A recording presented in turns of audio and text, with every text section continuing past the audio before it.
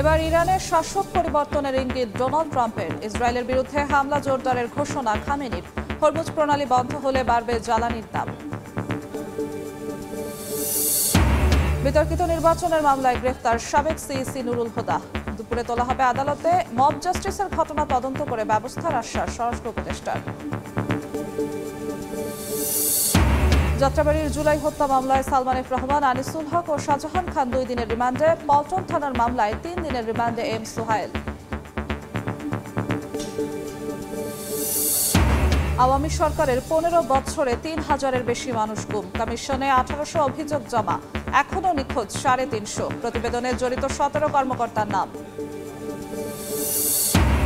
এবং এনবিআর আলাদা করার প্রতিবাদ কর্মকর্তা কর্মচারীদের। প্রধান কার্যালয় সহ সারা দেশে কলম বিরতি ও অবস্থান কর্মসূচি। চেয়ারম্যানের পদত্যাগ দাবি।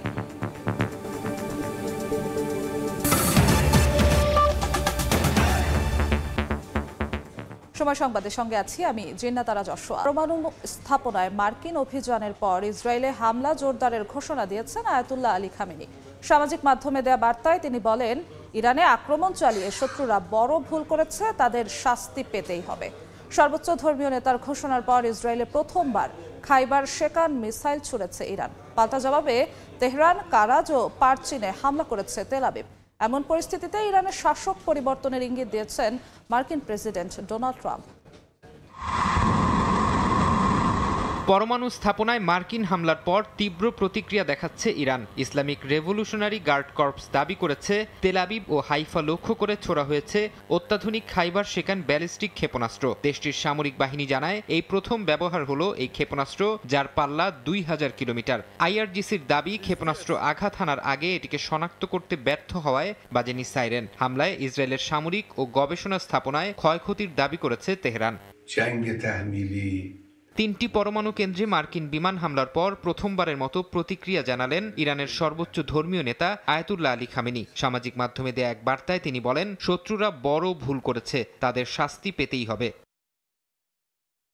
পাল্টা হামলা চালিয়েছে ইসরায়েলও। তেহরান, কারাজ ও পারচিনে হামলার দাবি করেছে তেল আবিব। ইসরায়েলি প্রতিরক্ষা বাহিনী জানিয়েছে, কারাজে ইউরেনিয়াম সমৃদ্ধকরণ যন্ত্রাংশ তৈরির কারখানাকে লক্ষ্যবস্তু করা হয়। এছাড়া ইরানের মধ্যাঞ্চলে ড্রোন হামলাও চালায় নেতানিয়াহু বাহিনী। এতে কয়েকজন হতাহত হয়েছেন। নিজেদের আকাশ সীমায় ইসরায়েলের অত্যাধুনিক ড্রোন ভূপাতিত করার দাবি করেছে ইরান। এক ভিডিও বার্তায় ইসরায়েলের প্রধানমন্ত্রী বিনিয়ামিন নেতানিয়াহু দাবি করেছেন, চলমান সংঘাতে লক্ষ্যে পৌঁছানোর কাছাকাছি পৌঁছে গেছে তেল আবিব। ইরানের পরমাণু হুমকি নিশ্চিহ্নের পাশাপাশি দেশটির ব্যালিস্টিক মিসাইল সক্ষমতা শেষ করার অঙ্গীকার করেছেন তিনি।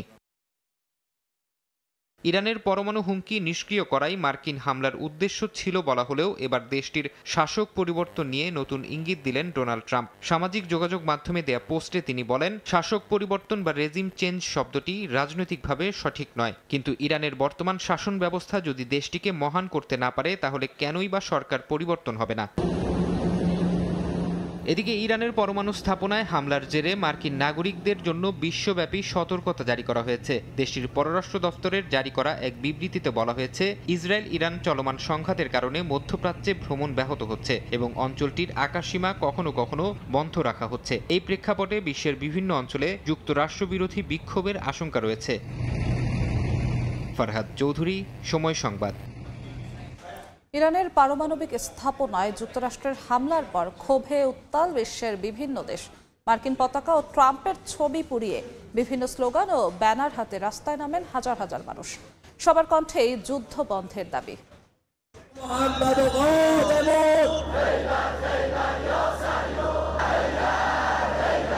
সবার কণ্ঠে একই slogan, no compromise, no surrender. পিছু হটা নয়, প্রতিশোধই একমাত্র পথ।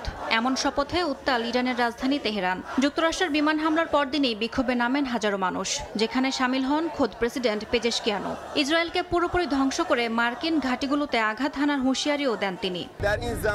এই যুগে যখন শত্রুরা কোনো আইন বা নীতিমালার প্রতি দায়বদ্ধ নয়, আমাদের উচিত সামরিক বিকল্পে এগিয়ে যাওয়া। ইসরায়েলকে ধ্বংস করে যুক্তরাষ্ট্রের ঘাঁটিগুলোর ওপর আঘাত হেনে তাদের অঞ্চল ছাড়তে বাধ্য করতে হবে। আমেরিকা খুব বড় একটি ভুল করেছে। আমরা বহু বছর ধরে এই ভুল ভুলের অপেক্ষায় ছিলাম। এখন আমরা তাদের এমনভাবে জবাব দেব যাতে তারা সারা জীবন তা মনে রাখে। তেহরানে ক্ষোভের আগুন ছড়িয়েছে কানাডা ও লস অ্যাঞ্জেলেসেও। শত শত মানুষের কণ্ঠে যুদ্ধ বন্ধের দাবি। কেউ কেউ পুড়িয়েছেন মার্কিন পতাকা। তারা বলছেন, ফিলিস্তিনে গণহত্যা চালিয়ে যেতে এই যুদ্ধ বাধাতে চান ট্রাম্প। যুক্তরাষ্ট্রে বসবাসরত ইরানিরা বলছেন, পরিবারের কাউকে হারাতে চান না তারা। গতকাল বোমা বর্ষণের খবর শুনে আমি সত্যি স্তম্ভিত হয়ে গিয়েছিলাম। কংগ্রেসের তদারকি নেই, প্রেসিডেন্ট নিজেই সিদ্ধান্ত নিয়েছেন। পাকিস্তানের করাচিতেও বিক্ষোভে নামেন হাজারো মানুষ। যুক্তরাষ্ট্র ও ইসরায়েলের পতাকা পুড়িয়ে ক্ষোভ জানান তারা। তাদের দাবি, জাতিসংঘ সনদের চরম লঙ্ঘন করেছে যুক্তরাষ্ট্র। ট্রাম্পকে শীর্ষ সন্ত্রাসী হিসেবে আখ্যা দিয়েছেন ফিলিপাইনের বিক্ষোভকারীরা। ইয়াসমিন অনন্যা, সময় সংবাদ। তেজগাঁওয়ে প্রধান উপদেষ্টার কার্যালয়ে বাংলাদেশ স্কাউটসের কাপ কার্নিভাল উদ্বোধন ও শাপলা কাপ অ্যাওয়ার্ড বিতরণ অনুষ্ঠানে বক্তব্য রাখছেন প্রধান উপদেষ্টা ডক্টর মোহাম্মদ ইউনুস। সরাসরি চলে যাচ্ছি সেখানে। হ্যান্ডশেক করে সবাই একরকম, স্কাউটরা করে আরেক রকম। কাজে এটা মজা লাগতো যে উল্টা কাজ করা, শুধু উল্টা কাজ করা না, সেটাকে প্রতিষ্ঠিত করে ফেলা। যেসব জিনিস স্কুলে পাঠ্য বইয়ে ক্লাসরুমে হয় না, হঠাৎ একটা মুক্ত আকাশ সৃষ্টি হয় স্কাউটদের জন্য। ছুটির শেষে, ক্লাসের শেষে স্কাউটিং শুরু হয়। তখন সবাই ক্লান্ত থাকার কথা, খুব উৎসাহ বেড়ে যায় তখন সবাই।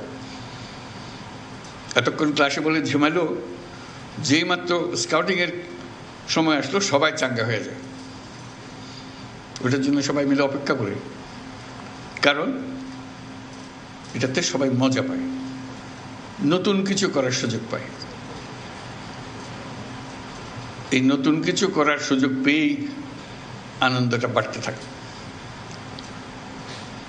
কাজে সেই যে একবার ঢোকা, এর থেকে আর বেরোনো যায়নি, বেরোবার কোনো প্রশ্ন ওঠেনি, বরং গভীরে গেছি আর। তখন সবে মাত্র পূর্ব পাকিস্তানে স্কাউটিং শুরু হলো, যখন আমাদের যাত্রা। সব কিছু গুছিয়ে ওঠা যায়নি সেই সময়, কিন্তু তখনই স্কাউট মাস্টার, যিনি ক্লাস স্কুলে এখনো নিশ্চয়ই আছে স্কাউট মাস্টার, তার যে আলাদা বৈশিষ্ট্য, তার প্রতি তার ছাত্রদের যে যোগাযোগ এবং তার যে নেতৃত্ব, এটা দেখার মতো। তখনকার সারা পূর্ব পাকিস্তানে কোন স্কুলের স্কাউট মাস্টার সবচেয়ে ভালো, এটা আমরা বসে আলাপ করতাম। যেহেতু র্যালিতে সবাইকে একত্রে পাওয়া গেছে, তখন প্রাদেশিক র্যালি হতো, তখন স্কাউট মাস্টারদের দেখা যেত, তাদের গৌরব, তাদের নেতৃত্ব। কাজে এটা যে দৈনন্দিন একটা গদবাঁধা জিনিস ছিল তা না, গতের থেকে বেরিয়ে যাওয়ার যে একটা আনন্দ, সে আনন্দকেই সবাইকে, সে আনন্দেই তাড়না দিত সবাইকে।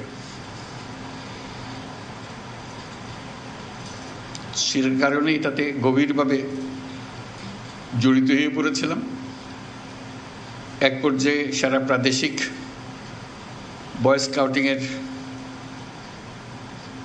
কর্মসূচি আমাদের কয়েকজনের হাতে চলে এসেছিল। যেহেতু আর কেউ এটা নেতৃত্ব দিচ্ছিল না, আমরা মনে করলাম যে এই দায়িত্ব আমাদের কাছেই আসবে।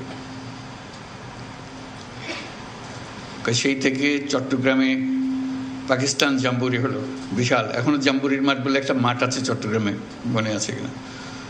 জাম্বুরির মাঠের তেজগাঁওয়ে প্রধান উপদেষ্টার কার্যালয়ে বক্তব্য রাখছেন প্রধান উপদেষ্টা ডক্টর মোহাম্মদ ইউনুস। আমরা সরাসরি যুক্ত ছিলাম সেখানে। এদিকে নির্বাচনে অনিয়মের মামলায় সাবেক সিইসি AKM নুরুল হুদাকে গ্রেফতার করেছে পুলিশ। দুপুরে আদালতে তোলা হবে তাকে। রোববার বিতর্কিত নির্বাচনের অভিযোগে শেখ হাসিনাকে প্রধান আসামি করে 3 সিইসি ও 19 কর্মকর্তা সহ অজ্ঞাতনামাদের আসামি করে রাজধানীর শেরেবাংলা থানায় মামলা করেন বিএনপি নেতারা। সন্ধ্যায় উত্তরা থেকে KM নুরুল হুদাকে ধরে পুলিশে দেয় কিছু মানুষ। পরে ডিবি কার্যালয়ে নেওয়া হয় তাকে। পুলিশ জানিয়েছে, শেরেবাংলা নগর থানায় করা বিএনপির মামলার 9 নম্বর আসামি KM নুরুল হুদা। এদিকে সকালে গাজীপুরের মৌচাকে এক আয়োজনে স্বরাষ্ট্র উপদেষ্টা বলেছেন, সাবেক নির্বাচন কমিশনার নুরুল হুদাকে আটকের সময় মব জাস্টিসের বিষয়ে তদন্ত করে ব্যবস্থা নেওয়া হবে। ওনারে যেভাবেই করা হয়েছে যে মব জাস্টিস, এটা হলো কোনো অবস্থায় গ্রহণযোগ্য না, এটা কোনো ব্যবস্থায় গ্রহণযোগ্য না। আর এটার সাথে ওনার যে ওই বিভিন্ন ওনার সাথে যে একটা খারাপ দেখছেন ইচ্ছি পাঠায় দিছে, এরও কোনো অবস্থায় গ্রহণযোগ্য না। আপনারা বলবেন যদি কোনো কিছু থাকে, এই সব কোনো ঘটনা ঘটলে আইন শৃঙ্খলা বাহিনীর কাছে তারা হস্তান্তর করবে এবং আইন শৃঙ্খলা বাহিনী প্রপার অ্যাকশন নেবে। রাজধানীর যাত্রাবাড়ি থানায় সাজেদুর রহমান হত্যা মামলায় সালমান এফ রহমান, সাবেক মন্ত্রী আনিসুল হক ও শাহজাহান খানকে 2 দিনের রিমান্ডে পাঠিয়েছেন আদালত। এছাড়া অন্য থানার হত্যা মামলায় সাবেক এমপি কাজী মনিরুল ইসলাম মনুকে 1 দিন এবং চট্টগ্রাম বন্দরের সাবেক চেয়ারম্যান এম সোহাইলকে 3 দিনের রিমান্ড মঞ্জুর করা হয়েছে। আলাদা হত্যা মামলায় গ্রেফতার দেখানো হয়েছে সাবেক এমপি আকমা সারওয়ার জাহান বাদশাহ ও সাবেক প্রতিমন্ত্রী এবিএম তাজুল ইসলামকে। রাষ্ট্রপক্ষের আইনজীবী জানান, বৈষম্য বিরোধী আন্দোলনে হত্যার মদতদাতা ও পরিকল্পনাকারী হিসেবে ভূমিকা রেখেছেন আসামিরা।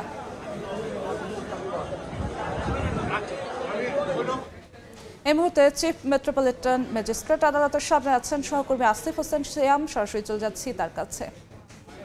সিয়াম, আজ সকালে ঢাকার সিএমএম আদালতে আওয়ামী সরকারের সাবেক মন্ত্রী আনিসুল হক, শাহজাহান খান এবং সালমান এফ রহমানকে নতুন করে আদালতে আনা হয় এবং এই সময় যাত্রাবাড়ি থানার একটি হত্যা মামলায় তাদের 5 দিন করে রিমান্ড আবেদন করা হয়।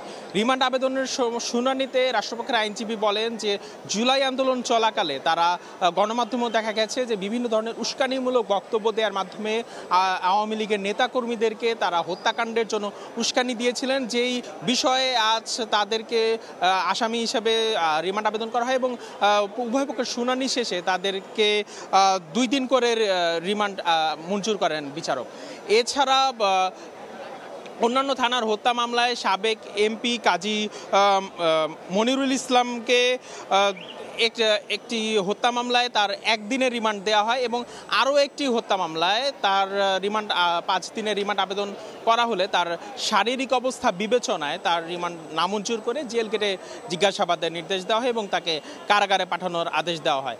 এছাড়া রিয়ার অ্যাডমিরাল সোহাইলকে পল্টন থানার বদরুল ইসলাম হত্যা মামলায় তাকে 3 দিনের রিমান্ড দেওয়া হয়েছে এবং সাবেক প্রতিমন্ত্রী এবিএম তাজুল ইসলামকে তাকে নতুন করে একটি হত্যা মামলায় তাকে গ্রেফতার দেখানো হয়েছে। এছাড়া কুষ্টিয়া 1 আসনের সাবেক এমপি আকম সারওয়ার জাহান বাশারকে মোহাম্মদপুর থানার একটি হত্যা মামলায় গ্রেফতার দেখানো হয়েছে। যদিও শুনানির সময় আসামি পক্ষের আইনজীবীরা আদালতকে বলেন যে এর আগেও আসামিদেরকে বিভিন্ন হত্যা এবং হত্যা চেষ্টা মামলায় তাদেরকে গ্রেফতার এবং রিমান্ড করানো হয়েছে, কাজেই তারা এই সময় প্রশ্ন তোলেন যে বিভিন্ন হত্যা মামলায় বারবার তাদেরকে কেন রিমান্ডে নেওয়া হয়েছে। তো পরে এই আদেশ দেওয়া হয় এবং আমরা যতটুকু জানতে পেরেছি যে আজ দুপুরে সাবেক প্রধান নির্বাচন কমিশনার কে এম নুরুল হুদাকেও আদালতে নিয়ে আসার কথা রয়েছে। তো নিম্ন আদালত থেকে এই ছিল আমার কাছে সর্বশেষ। সিএমএম কোর্ট থেকে সরাসরি যুক্ত হয়েছিলেন সহকর্মী আসিফ মোহাম্মদ সিয়াম। আওয়ামী লীগ সরকারের 15 বছরে 3 থেকে 3,500 মানুষ গুম হয়েছে বলে ধারণা গুম কমিশনের। যদিও এ পর্যন্ত অভিযোগ এসেছে 1,850 জনের, যার মধ্যে আবার 350 এখনও নিখোঁজ। তাদের খোঁজে চিঠি দেওয়া হয়েছে পুলিশকে, তথ্য চাওয়া হয়েছে ভারতের কাছেও। গুম কমিশনের দ্বিতীয় অন্তর্বর্তী প্রতিবেদনে গুমে জড়িত দেশের 7 সংস্থার পাশাপাশি ভারতীয় গোয়েন্দা বাহিনীরও ভয়াবহ নির্যাতনের চিত্র ফুটে উঠেছে। জড়িত 17 কর্মকর্তার নামও এসেছে প্রতিবেদনে। মাসুদুর রহমানের report.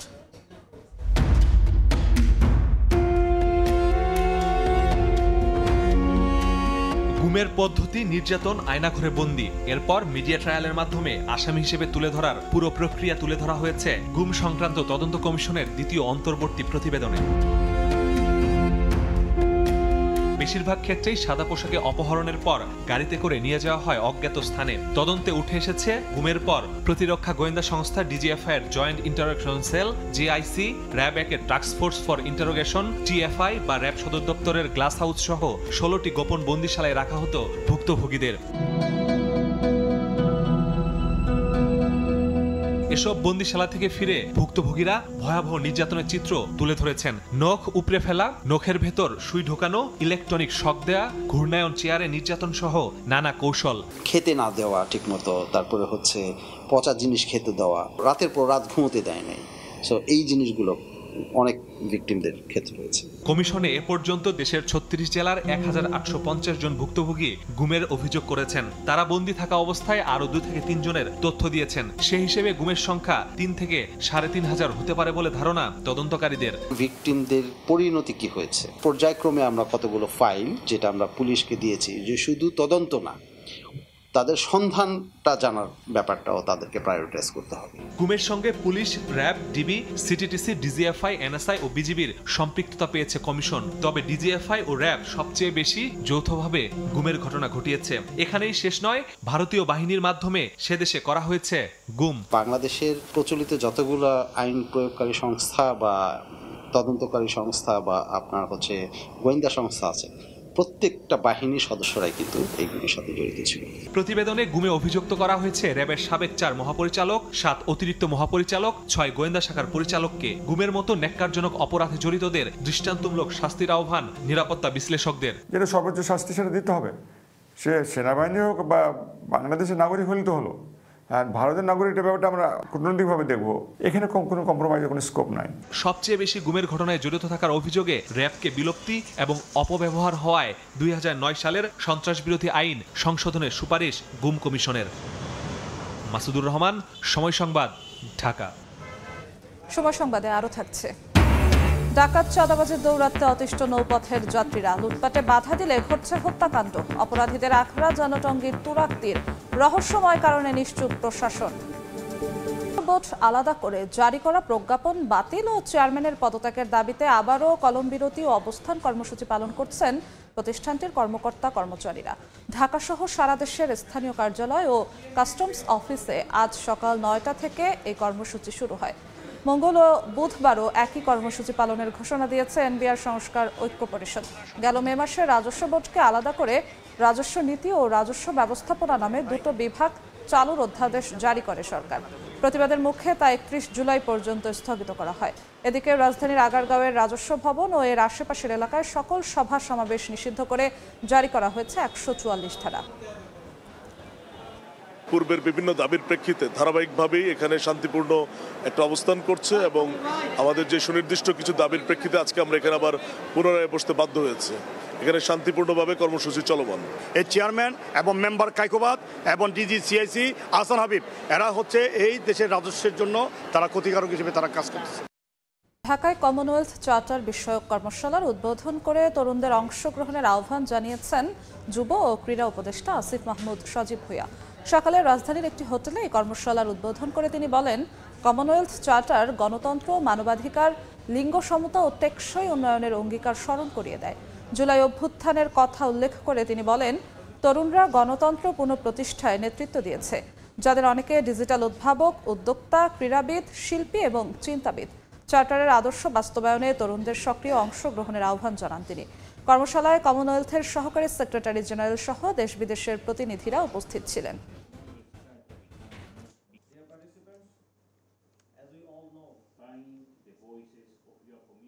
It was the youth who stood up and led the July uprising. They sacrificed their lives for a new dawn of freedom and justice. Because of their courage and dedication, we are now free from the grip of a tyranny. July uprising was not solely about changing a regime. It was above all an expression of the people's deep aspiration to reform the country. বৈচিত্র্য রক্ষায় সুনামগঞ্জের টাঙ্গুয়ার হাওরের Golabari watch tower এলাকায় সব ধরনের নৌযান চলাচল নিষিদ্ধ করা হয়েছে। জেলা প্রশাসনের বিজ্ঞপ্তিতে তথ্য জানানো হয়। একই সঙ্গে হাওরে ভ্রমণ করা নৌযান ও পর্যটকদের তাহিরপুরের নীলাদ্রি লেক, জাদুকাটা নদী, বারিকটিলা, শিমুলবাগান এলাকায় পরিবেশ ও প্রতিবেশের ক্ষতি না করে ভ্রমণ নির্দেশনা দেওয়া হয়েছে।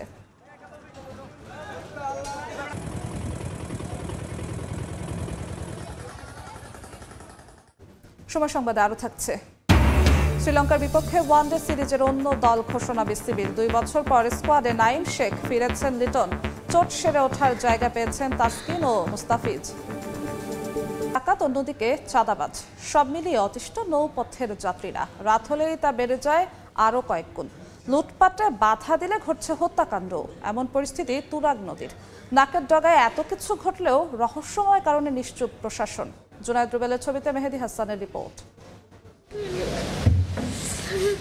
প্রায় 25 দিন যাবৎ মা নার্গিস বেগমের এই চোখের পানি ঝরছে। আদরের সন্তান হারিয়ে দিশেহারা বাবা আব্দুল কুদ্দুসও।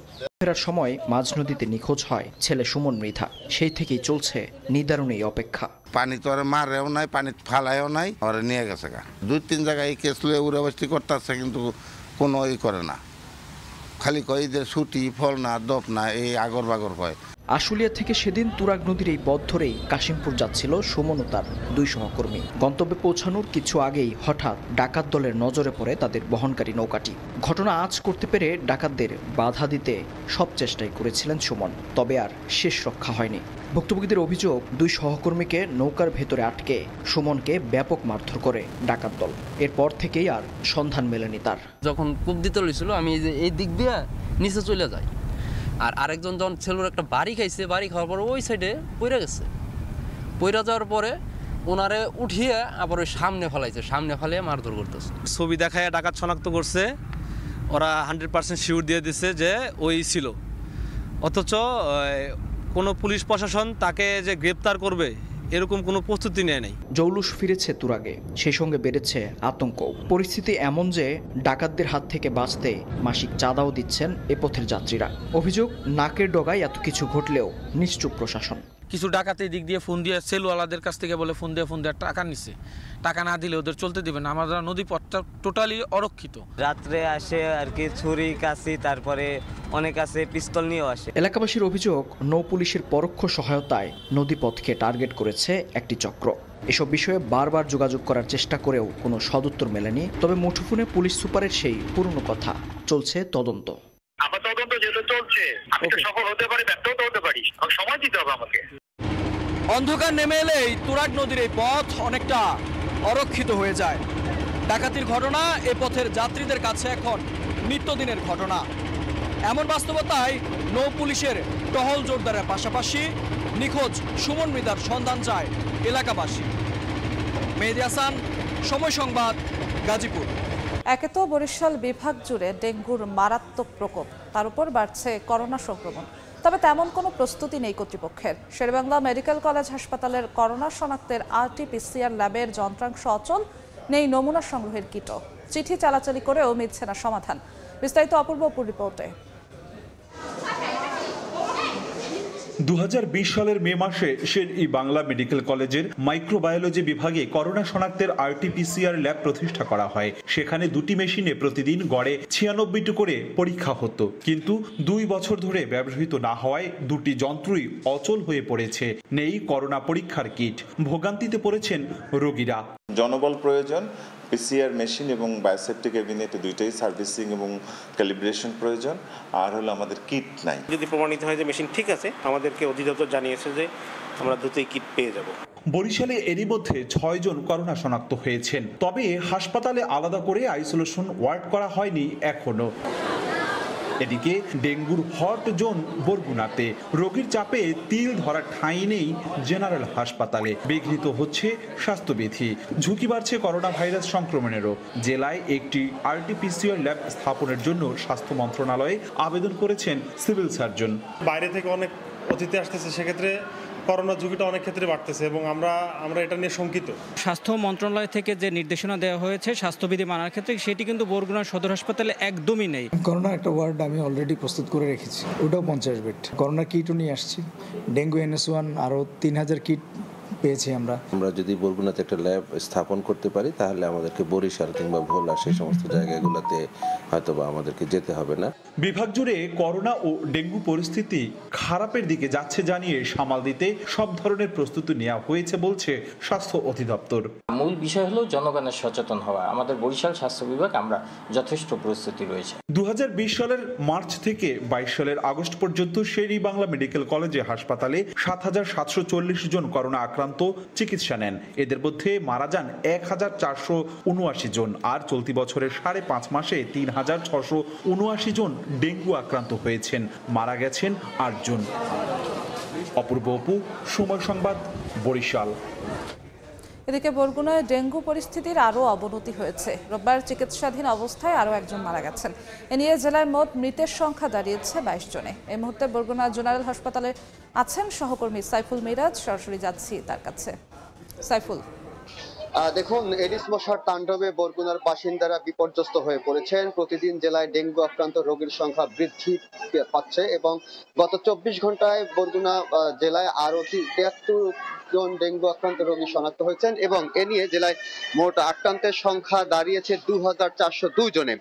এবং যে নতুন 73 জন ডেঙ্গুতে আক্রান্ত হয়েছেন এর মধ্যে বরগুনা সদর উপজেলায় 69 জন, পাথরঘাটায় 1 জন, আমতলী উপজেলায় 1 জন এবং বেতাগী উপজেলায় 2 জন আক্রান্ত হয়েছেন। এর আগে বরগুনা সদর উপজেলায় ডেঙ্গু আক্রান্ত রোগীর সংখ্যা বৃদ্ধি পেলেও এখন কিন্তু অন্যান্য উপজেলাতেও ডেঙ্গুর বিস্তার ঘটেছে। এ কারণে কিন্তু চিন্তিত হয়ে পড়েছে স্বাস্থ্য বিভাগ। তারা আমাদেরকে জানিয়েছেন যে বরগুনায় এমনিতেই স্বাস্থ্য বিভাগের জনবল সংকটে ঢুকছে। এমন অবস্থায় যদি পুরো জেলায় ডেঙ্গুর বিস্তার ঘটে তাহলে কিন্তু পরিস্থিতি নিয়ন্ত্রণের করার আর সুযোগ থাকবে না। অন্যদিকে এই মুহূর্তে বরগুনায় 224 জন ডেঙ্গু রোগী চিকিৎসাধীন আছেন। এর মধ্যে বরগুনা সদর হসপিটাল, যেটি 250 শয্যা বিশিষ্ট, এই 250 শয্যার হসপিটালে 190 জন ডেঙ্গু রোগী চিকিৎসাধীন আছেন। এছাড়া আমতলী উপজেলায় 3 জন, পাথরঘাট উপজেলায় 7 জন, বামনা উপজেলায় 11 জন, বেতাগী উপজেলায় 4 জন এবং তালতলী উপজেলায় 9 জন ডেঙ্গু রোগী চিকিৎসাধীন। বরগুনায় ডেঙ্গুর বিস্তার রোধে কিন্তু বরগুনা পৌরসভা সমন্বিতভাবে মশক নিধন কার্যক্রম এবং পরিষ্কার পরিচ্ছন্নতা অভিযান শুরু করেছে, কিন্তু সেই তুলনায় কিন্তু ইউনিয়ন পরিষদগুলো কিন্তু এখনো নীরব ভূমিকা পালন করছে। অথচ বরগুনা পৌরসভার তুলনায় ইউনিয়ন পরিষদে ডেঙ্গুর বিস্তার বেশি ঘটেছে। চিকিৎসকরা বলছে যে শুধু পৌরসভা নয়, পুরো জেলা জুড়ে এই ডেঙ্গু বিস্তার রোধে কার্যকরী পদক্ষেপ নেওয়া প্রয়োজন। তো এই ছিল বরগুনা থেকে আমার কাছে সবশেষ। সেন্ট মার্টিন দ্বীপের প্রাকৃতিক পরিবেশ ফিরে আসছে জানিয়ে পরিবেশ উপদেষ্টা সৈয়দা রিজওয়ানা হাসান বলেছেন, দ্বীপটি নিয়ে একটি মাস্টার প্ল্যান করা যায় কিনা তা ভাবছে সরকার। সকালে সচিবালয়ে বিশ্ব পরিবেশ দিবস ও পরিবেশ মেলা উপলক্ষে আয়োজিত সংবাদ সম্মেলনে তিনি কথা বলেন। জানান, সেন্ট মার্টিন নিয়ে কোনো আশঙ্কা থাকার কথা নয়। দ্বীপটি বাঁচাতে পারলেই সব শঙ্কা দূর হয়ে যাবে বলে জানান পরিবেশ উপদেষ্টা। এ সময় তিনি আরও বলেন, 17টি পণ্যকে একবার ব্যবহৃত প্লাস্টিক হিসেবে তালিকাভুক্ত করা হয়েছে। সেন্ট মার্টিনের ব্যাপারে আমাদের বক্তব্য হচ্ছে আমরা দ্বীপটাকে প্রথমে বাঁচাবো।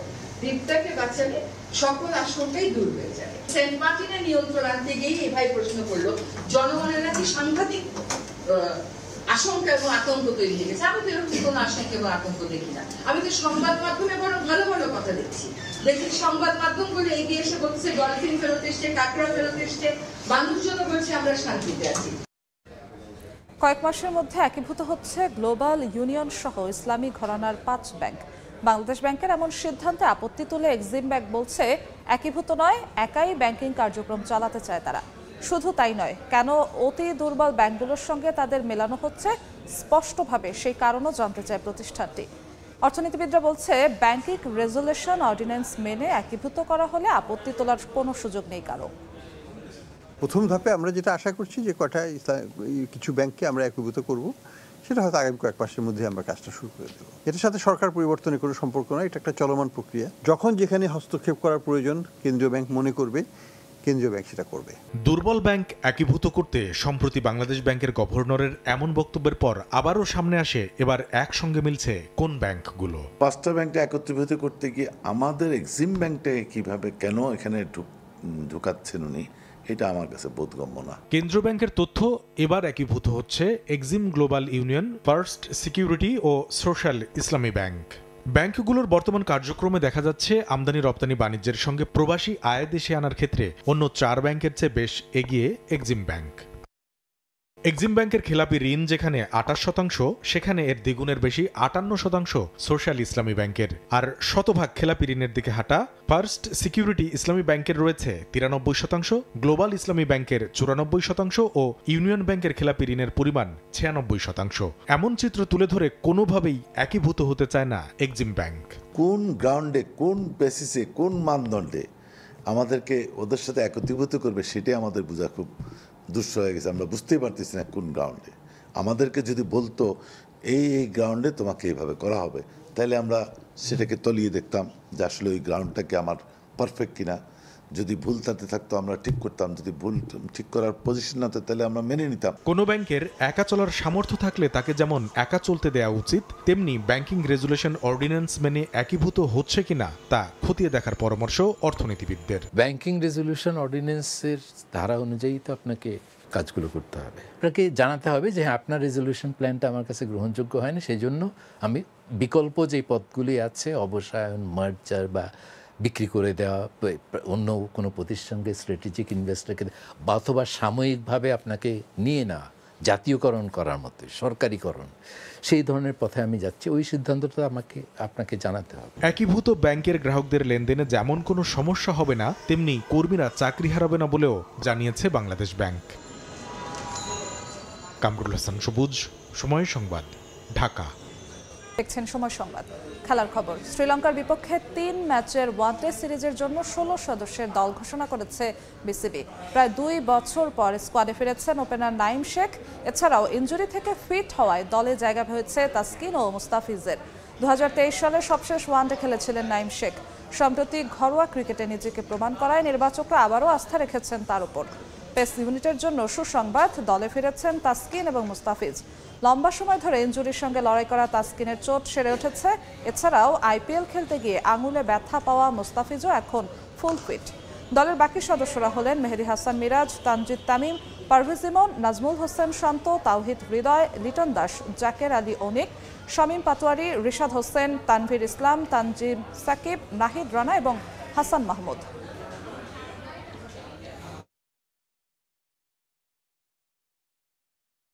বাংলাদেশের বিপক্ষে দ্বিতীয় টেস্ট সামনে রেখে অনুশীলন শুরু করেছে শ্রীলঙ্কা। এই মুহূর্তে কলম্বো আছেন রিপোর্টার তারেক হাসান শিমুল। সবশেষ খবর জানতে সরাসরি চলে যাচ্ছি তার কাছে। শিমুল, বাংলাদেশ দল কিছুক্ষণের মধ্যেই স্টেডিয়ামে চলে আসবে। যদিও আসলে আমরা যেটা দেখছি যে ওয়ানডে দল ঘোষণা হয়েছে, সেই ওয়ানডে দলের উত্তেজনা যতটুকু আছে তার আগে কিন্তু টেস্ট সিরিজের লাস্ট ম্যাচ রয়েছে। সেই ম্যাচটির জন্য বাংলাদেশ প্রস্তুতি নেবে। আজকে প্রথমবারের মতো এখানে অনুশীলন করবে সিংহলিজ স্পোর্টস ক্লাব গ্রাউন্ডে, এবং কি আমরা দেখেছি সকাল থেকে শ্রীলঙ্কা দল অনুশীলন করেছে। বাংলাদেশের ওয়ানডে দল ঘোষণা করা হয়েছে। শান্ত আছেন। একটা বিষয় খুবই আলোচিত হয়েছে সাম্প্রতিক সময়ে, যেটা হচ্ছে যে নাজমুল হোসেন শান্তর সঙ্গে ওয়ানডে ক্যাপ্টেন্সি পরিবর্তনের আগে কথাবার্তা না বলায় তিনি কিছুটা ক্ষুব্ধ হয়েছেন। যতটুকু জানতে পেরেছি তিনি হয়তো এই টেস্টের পরে টেস্ট ক্যাপ্টেন্সিটাও ছেড়ে দিতে পারেন, এমন একটা আলোচনা বোর্ডের সঙ্গে তার হয়েছে। যদিও শেষ পর্যন্ত কি হয়, বোর্ড আসলে কতটুকু তাকে আসলে মানাতে পারে, সেই বিষয়গুলো তো নিশ্চয়ই আলোচনার বিষয়। তবে একটা টেস্টের আগে, মাঠে নামার আগে এই বিষয়গুলো যখন বাইরে এসেছে, তখন কিন্তু আসলে দলের জন্য সুখকর নয়। যেই ক্যাপ্টেনের অধীনে বাংলাদেশ দল খেলবে, তিনি আর পরের ম্যাচ থেকে ক্যাপ্টেন থাকবেন না, এরকম একটা পরিবেশ, এমন একটা গুমট আবহাওয়া কিন্তু তৈরি হয়েছে, যেটা আসলে কিছুটা হলেও প্রভাব ফেলতে পারে। সাম্প্রতিক সময়ে বোর্ড আসলে যেভাবে সিদ্ধান্ত নিয়েছেন শান্তকে সরিয়ে দেওয়ার ব্যাপারে, এই বিষয়টা নিয়ে তিনি ক্ষুব্ধ হয়েছেন। ক্রিকেটার হিসেবে তিনি নিজে অসম্মান বোধ করেছেন। পাশাপাশি বলতে হয় সিংহলিজ ক্রিকেট মাঠে কিন্তু বাংলাদেশ দল পরশুদিন মাঠে টেস্ট খেলতে নামবে, এবং কি এখানের যে উইকেটের যে কন্ডিশন, সেটা আসলে দেখা যাচ্ছে যে বাংলাদেশ নিশ্চয়ই অনেকটা 50-50 থাকবে ব্যাটসম্যান বোলারদের জন্য। বাংলাদেশকে যে পারফরমেন্সটা আমরা দেখেছি গলের মাটিতে ছিল, সেই পারফরমেন্সটা নিশ্চয়ই ব্যাটসম্যানরা এখানে ধরে রাখবে এবং বোলারদের কাছ থেকে আরও ভালো কিছু প্রত্যাশা থাকবে। তো অবশ্যই বাংলাদেশ দল কিছুক্ষণ পর অনুশীলনে নামবে, তারপরে হয়তো আরও আপডেট জানাতে পারবে। তো আমার কাছে ছিল সবশেষ খবর। শ্রীলঙ্কার কলম্বো থেকে সরাসরি যুক্ত হয়েছিলেন সহকর্মী তারেক হাসান শিমুল। এ পর্যায়ে শীর্ষ সংবাদগুলো জানিয়ে দিচ্ছি আরেকবার। এবার ইরানের শাসক পরিবর্তনের ইঙ্গিত ডোনাল্ড ট্রাম্পের। ইসরায়েলের বিরুদ্ধে হামলা জোরদারের ঘোষণা খামেনির। হরমুজ প্রণালী বন্ধ হলে বাড়বে জ্বালানির দাম। বিতর্কিত নির্বাচনের মামলায় গ্রেফতার সাবেক সিইসি নুরুল হুদা। দুপুরে তোলা হবে আদালতে। মব জাস্টিসের ঘটনা তদন্ত করে ব্যবস্থার আশ্বাস স্বরাষ্ট্র উপদেষ্টার।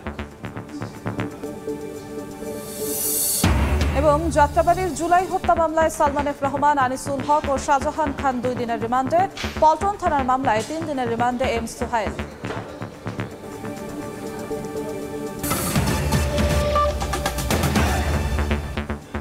এই ছিল সময় সংবাদের, সঙ্গেই থাকুন সময়ের।